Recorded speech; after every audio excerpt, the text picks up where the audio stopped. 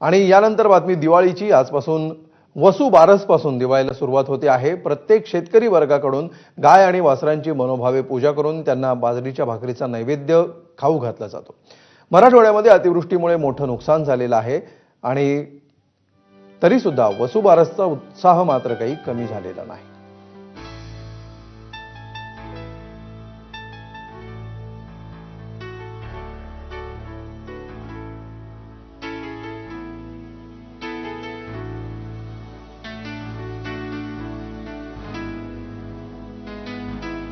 वसुबारशीपासून आम्ही दिवाळीला सुरुवात करतो। किती जरी नुकसान झाले शेतीचे तरी आम्ही दिवाळी हा सण साजरा करतोच, गोमातेला साक्षी ठेवूनच। का करतात वसुबारस? कारण शेतकऱ्याला सगळ्या गोष्टी शेतीमालासाठी उपयुक्त आणणाऱ्या गायीपासून सगळ्या गोष्टी मिळतात। या वसुबारशीपासून शेतकऱ्याची दिवाळीची सुरुवात होत असते। या दिवशी गायीची आणि वासराची पूजा केली जाते। काही दुष्काळ जरी असला तरी शेतकऱ्याला हा वसुबारस हा सण आणि दिवाळी ही कमी थाटामाटात का होईना पण साजरी करावीच लागते। तर वसुबारसची सुरुवात ही गाय आणि वासराला ओवाळून केली जाते। आज बाजरीचं महत्त्व असतं। बाजरीच्या पिठाचे दिवे करून या दिव्यांनी गाय आणि वासराचं औक्षण केलं जातं। गुराढोरांप्रती कृतज्ञता व्यक्त केली जाते। छत्रपती संभाजीनगरच्या सिल्लोडमधील महिलांनी ही परंपरा अजूनही टिकवून ठेवल्याचं दिसून आलं।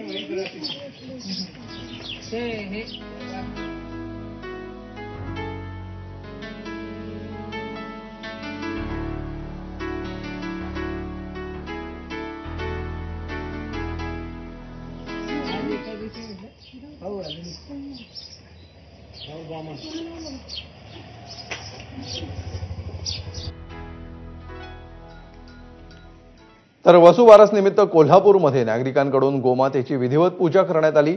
कोल्हापुरातील गोरक्षक संताजी बाबा घोरपडे यांनी वसुबारस निमित्त गायींचा गोठा फुलांनी सजवला।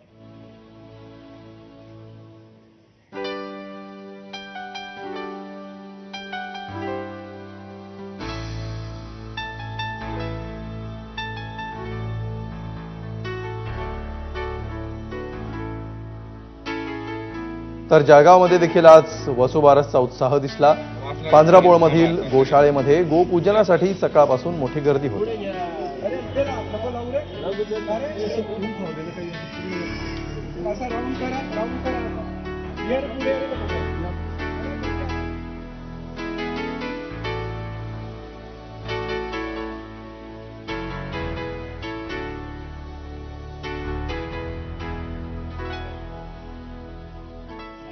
गौ माता की जय, गौ माता की जय, गौ माता की जय। बोला गौ माता।